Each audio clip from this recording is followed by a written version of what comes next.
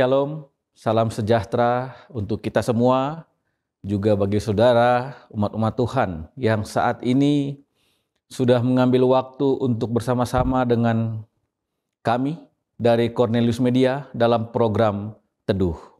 Dan saat ini kita akan mengambil waktu sejenak untuk merenungkan firman Tuhan yang kiranya dapat menguatkan kita dalam aktivitas kita dan juga meningkatkan kerohanian kita untuk semakin dekat dengan Tuhan. Sebelum saya menyampaikan renungan, saya undang kita semua untuk tunduk kepala sejenak dimanapun saudara berada dan kita akan berdoa. Kepadamu ya Allah kami naikkan puji syukur kami oleh karena Engkau telah begitu baik memberkati kami dan memberikan apa yang menjadi kebutuhan kami sepanjang hari ini. Dan saat ini Bapa, kami akan mempelajari firman Tuhan. Biarlah di saat-saat teduh ini hadirat-Mu akan hadir dan Roh Kudus-Mu menguasai hati kami, sehingga hati kami akan dihangatkan, didamaikan, dan diberikan sukacita surga pada saat firman Tuhan akan dibentangkan dan kami menikmatinya untuk menjadi kekuatan iman kami. Terima kasih Bapa, inilah doa kami. Dalam nama Yesus kami berdoa. Amin. Topik yang ingin saya angkat pada saat ini adalah menggapai kesempurnaan. Saya yakin saudara-saudara kita semua sebagai manusia ingin menggapai kesempurnaan, ingin mencari yang sempurna. Dan ada poin-poin penting dalam firman Tuhan yang digambarkan bagaimana cara kita untuk menggapai kesempurnaan. Saya akan bacakan satu ayat, yaitu terdapat dalam Matius pasal 5 ayat 48 yang akan menjadi ayat pedoman kita pada saat ini. Matius pasal 5 ayat 48, dia mengatakan, ayat ini berbunyi, "Karena itu haruslah kamu sempurna sama seperti Bapamu yang di surga adalah sempurna." Ini adalah ucapan Yesus kepada murid-muridnya, mengatakan, hendaklah kamu sempurna. Perkataan ini diucapkan Yesus kepada murid-muridnya. Sebagaimana kalau kita buka dalam Matius pasal 5 ayat yang pertama dan kedua, ketika Yesus melihat orang banyak itu, naiklah ia ke atas bukit. Dan setelah ia duduk, datanglah murid-muridnya kepadanya. Lalu ayat 2, maka Yesus pun mulai berbicara dan mengajar mereka. Katanya, jadi Yesus ada di atas bukit, kemudian murid-muridnya datang kepadanya. Jadi posisinya adalah Yesus di atas bukit bersama murid-muridnya dan orang banyak ada di bawah mereka atau di kaki bukit. Kemudian pada saat posisi ini, maka Yesus mulai berbicara kepada murid-muridnya. Yang kita tahu dalam Matius pasal 5 ini adalah ucapan-ucapan berbahagia dan juga pesan Yesus kepada murid-muridnya bahwa kamu adalah garam dunia dan kamu adalah terang dunia. Tetapi bukan hanya sekedar kepada murid-muridnya. Yesus menyatakan Matius 5 ini kepada murid-muridnya bahwa mereka harus menjadi sempurna. Kenapa? Karena Bapa adalah sempurna. Jadi Yesus menginginkan agar murid-muridnya pun mendapatkan kesempurnaan. Yesus juga sepanjang hidup di dunia ini menunjukkan bahwa dia adalah salah seorang oknum yang sempurna karena kita semua tahu bahwa Yesus tidak pernah berbuat dosa. Dan sebelum Yesus mati di kayu salib dan dia bangkit, Yesus telah memberikan pesan ini kepada murid-muridnya, hendaklah kamu menjadi sempurna. Menarik, apa yang dimaksud dengan sempurna? Sebagai seorang pria ataupun wanita yang ingin mencari pasangan hidup biasanya punya kriteria. Kalau seorang pria punya kriteria sempurna, oh saya mencari pasangan yang mungkin rambutnya panjang, kulitnya putih, wanita yang baik, wanita yang lemah lembut, mungkin tambahan bisa banyak talenta dan sebagainya. Itu sempurna dari pandangan seorang pria muda yang ingin mencari pasangan hidup. Dari sisi wanita pun begitu.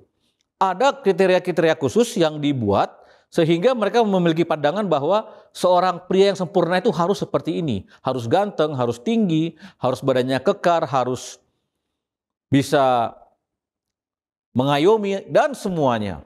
Namun saudara-saudara, sekali lagi, itu adalah pandangan manusia untuk mencari kesempurnaan dari orang lain. Tetapi manusia juga ingin hidupnya menjadi sempurna. Nah, mari kita lihat apa yang dimaksud dengan kata sempurna ini. Kata sempurna dalam bahasa Yunani atau bahasa Alkitab Perjanjian Baru berbunyi teleios. Teleios ini digambarkan dalam budaya orang Yunani adalah satu keadaan atau suatu hal-hal tertentu yang memiliki kelengkapan. Baik hal-hal kecil sampai ke hal-hal yang besar. Contoh, seorang bayi dia akan menjadi sempurna apabila organ-organnya lengkap, tidak ada yang rusak, tidak ada yang cacat, lahir dengan baik. Itu salah satu sempurna. Kemudian ada juga dalam buku Roma pasal 12. Dikatakan persembahkan tubuhmu sebagai persembahan yang hidup agar engkau mengetahui mana yang sempurna. Dan itu adalah gambaran yang diceritakan dalam Perjanjian Baru. Tetapi Yesus sendiri mengambil kata teleios atau sempurna ini dalam satu konteks yang khusus, yaitu konteks lengkap. Kalau kita lihat dalam ilmu kejiwaan atau ilmu manusia, ada yang namanya biopsiko-sosio-spiritual, yaitu biologis, mental, sosial, dan juga kerohanian. Aspek-aspek ini yang harus dipenuhi oleh seseorang untuk bisa dikatakan sempurna. Demikian juga kalau kita lihat Yesus dalam Lukas 2 ayat 52, ayat yang sering kita baca atau sering kita gunakan untuk ulang tahun seorang anak. Dan Yesus makin bertambah besar dan hikmatnya dan besarnya dan makin dikasihi oleh Allah dan manusia. Dari ayat ini ada gambaran bahwa pertumbuhan Yesus itu seimbang dan sempurna. Yang pertama adalah Yesus makin bertambah besarnya. Secara tubuh dia bertambah besar. Kemudian dan hikmatnya ini adalah pengertiannya, mentalnya bertumbuh juga. Kemudian ada besarnya lagi, ini dalam artian dalam konteks rohaninya, besarnya dalam huruf besar, rohaninya atau hubungannya dengan Tuhan. Kemudian ada juga makin dikasihi oleh Allah dan manusia. Ini digambarkan sebagai hubungan sosial. Jadi Yesus bertumbuh dengan sempurna dalam Lukas 2 ayat 52 itu baik secara bio, psiko, sosio, dan spiritual. Yesus juga menyatakan ini kepada murid-muridnya dalam Imamat 19 ayat 2. Menggambarkan bahwa kesempurnaan itu haruslah kudus. Kemudian Ulangan 18 ayat 13 mengatakan kesempurnaan itu haruslah tidak bercelah. Sehingga membuat Yesus pada saat menyatakan kepada murid-muridnya hendaklah kamu sempurna. Dengan kata lain Yesus menyatakan kamu harus benar-benar kudus dan tidak bercela. Karena Bapamu juga yang di surga seperti itu. Namun apakah hanya itu yang digambarkan Yesus tentang kata sempurna? Ada satu cerita yang menarik juga dalam buku Matius. Terdapat dalam Matius 19 ayat 21. Matius pasal 19 ayat 21 cerita tentang seorang anak muda yang kaya. Saya yakin kita semua pernah membaca cerita ini ataupun mendengar cerita ini. Seorang anak muda yang kaya yang datang kepada Yesus dan dalam pikirannya dia ingin bertanya kepada Yesus bagaimana caranya dia bisa mendapatkan hidup yang kekal. Dalam cerita itu Yesus mengatakan, kamu harus menuruti semua perintah Allah. Lalu orang kaya ini menjawab, orang muda yang kaya ini menjawab, yang mana Tuhan? Yang mana? Jangan membunuh, jangan berzinah, jangan mencuri. Saya sudah turuti itu sejak masa mudaku. Bahkan dalam bahasa Inggris dikatakan since my childhood atau sejak masa kanak-kanak saya sudah menuruti semua perintah-perintah Allah itu. Tetapi Yesus menjawab, jikalau kamu hendak sempurna. Dan kata ini hanya tertulis dalam buku Matius, sehingga sangat berhubungan atau related dengan perkataan Yesus kepada murid-muridnya. Hendaklah kamu menjadi sempurna. Namun kepada orang muda yang kaya ini, Yesus mengatakan, jikalau kamu hendak sempurna, juallah semua hartamu dan bagikanlah itu kepada orang miskin. Hanya satu kalimat Yesus yang sangat-sangat membuat orang ini terpukul. Yaitu, kalau kamu hendak sempurna, jual hartamu dan bagikan kepada orang miskin. Dan apa yang terjadi saudara-saudara, orang muda yang kaya ini dengan cepat dia berbalik meninggalkan Yesus dengan sedihnya. Dia pergi meninggalkan Yesus, sehingga Yesus pun harus mengucapkan kalimat terakhir kepada murid-muridnya bahwa orang yang kaya susah masuk dalam kerajaan surga. Kenapa orang ini harus mengambil sikap seperti itu? Orang muda yang kaya ini lebih mencintai hartanya daripada mencintai Yesus. Orang muda ini lebih mengasihi hartanya daripada mengasihi Yesus. Apa yang Yesus katakan? Jikalau kamu hendak sempurna, juallah segala hartamu, adalah satu perkataan ujian kepadanya untuk melihat apakah benar-benar orang muda yang kaya ini mengasihi Yesus. Artinya bukan hanya sekedar menuruti hukum. Dan hukum itu juga ada dua.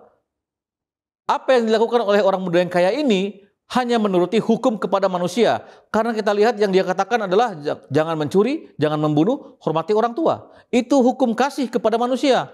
Dia lupa bahwa ada hukum kasih kepada Tuhan di atas segala-galanya. Yang pertama dan yang terutama.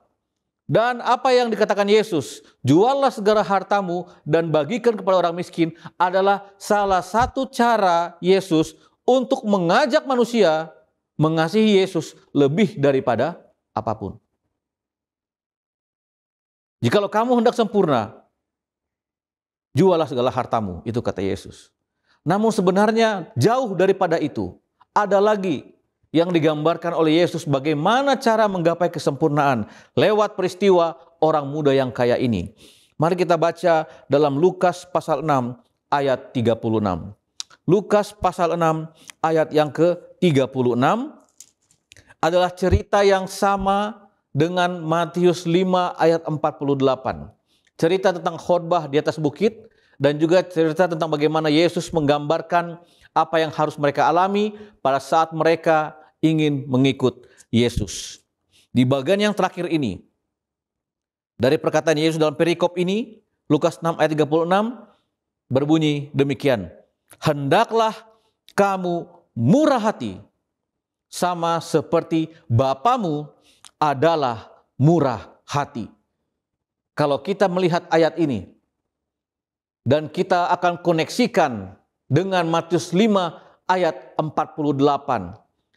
Hendaklah kamu sempurna, sama seperti Bapamu adalah sempurna.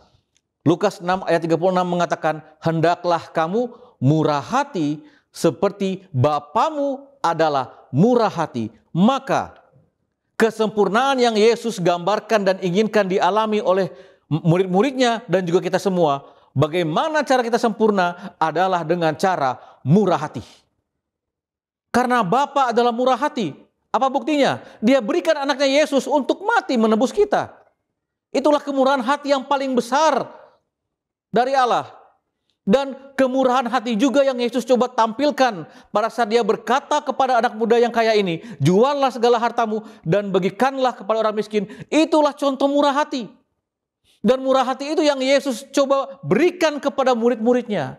Hendaklah kamu murah hati, karena itulah yang akan menyempurnakan kehidupan kerohanianmu. Bukan sekedar menuruti hukum, bukan sekedar rajin ke gereja, bukan sekedar rajin baca Alkitab, bukan sekedar rajin berdoa, bukan sekedar hanya mengikuti apa yang Tuhan perintahkan, tapi untuk menyempurnakan itu haruslah ada kemurahan, haruslah ada murah hati, atau rindu untuk terus berbagi kepada sesama. Karena Yesus, karena Bapa di surga adalah Bapa yang murah hati. Rumus yang sederhana sebenarnya, namun terkadang kita sering bergumul untuk melakukan hal ini karena kita sama seperti orang muda yang kaya, lebih mengasihi harta kita dan membuat kita meninggalkan Yesus. Yesus telah menyatakan kepada kita semua, saudara-saudara, umat Tuhan yang kasih Tuhan, dimanapun saudara berada, Yesus ingin kita sempurna. Yesus ingin kita murah hati. Apa yang Tuhan sudah berikan, jangan simpan. Jika ada kesempatan, bagikan. Oleh karena Yesus pun telah berjanji dalam buku Matius pasal 5, dalam ayat yang sama dengan kesempurnaan tadi, Matius 5 ayat 7. Matius pasal 5 ayat 7, berbahagialah orang yang murah hatinya, karena mereka akan beroleh kemurahan. Ini janji Yesus, dan ini juga yang Yesus inginkan. Mari kita semua mengambil karakter Yesus ini. Karena Yesus menginginkan kita memiliki kesempurnaan dalam karakter, kesempurnaan dalam kehidupan kerohanian kita. Dan caranya untuk mencapai kesempurnaan ini hanya dengan melakukan kemurahan. Hanya dengan menunjukkan sikap dan karakter murah hati, sebagaimana Bapa kita adalah murah hati. Tuhan memberkati kita semua, dan mari kita berbuat murah hati kepada sesama kita dan memiliki karakter Yesus yang lebih baik sampai Tuhan datang. Inilah doa dan harapan saya bawa dalam nama Yesus. Amin. Mari kita berdoa. Allah Bapa kami yang baik, Allah di surga, Allah yang sempurna. Sebagaimana firman Tuhan dari Yesus Kristus kepada murid-muridnya dan juga kami semua, bahwa hendaklah kami sempurna seperti Bapa di surga adalah sempurna. Dengan kata lain, hendaklah kami juga murah hati, karena Bapa kami di surga pun murah hati. Biarlah kami dapat melakukan perkataan Yesus ini. Kami ingin mencapai hidup yang sempurna ya Bapa. Namun kami juga menyadari kami belum bisa memiliki kemurahan hati seperti Engkau. Biarlah Roh Kudus akan menuntun kami dan menguatkan kami, sanggupkan kami untuk berbuat yang lebih kepada orang lain, untuk berbagi yang lebih kepada orang lain di saat mereka membutuhkan. Dan izinkan kami untuk boleh memiliki sikap murah hati, sifat yang baik, sehingga dapat menyempurnakan iman kami dan karakter kami untuk semakin dekat dengan Yesus. Terima kasih Bapa di surga. Biarlah semua umat-umat Tuhan yang menyaksikan program ini akan diberkati dan akan dihangatkan dengan kuasa Roh Kudus-Mu dan membuat mereka semua bersuka cita dan tetap bersyukur dalam menantikan kedatangan Yesus yang kedua kali. Terimalah doa kami dan persembahan kami Bapa. Kehendak-Mu yang jadi, bukan kehendak kami. Ampuni kami orang berdosa. Dalam nama Yesus kami berdoa. Amin.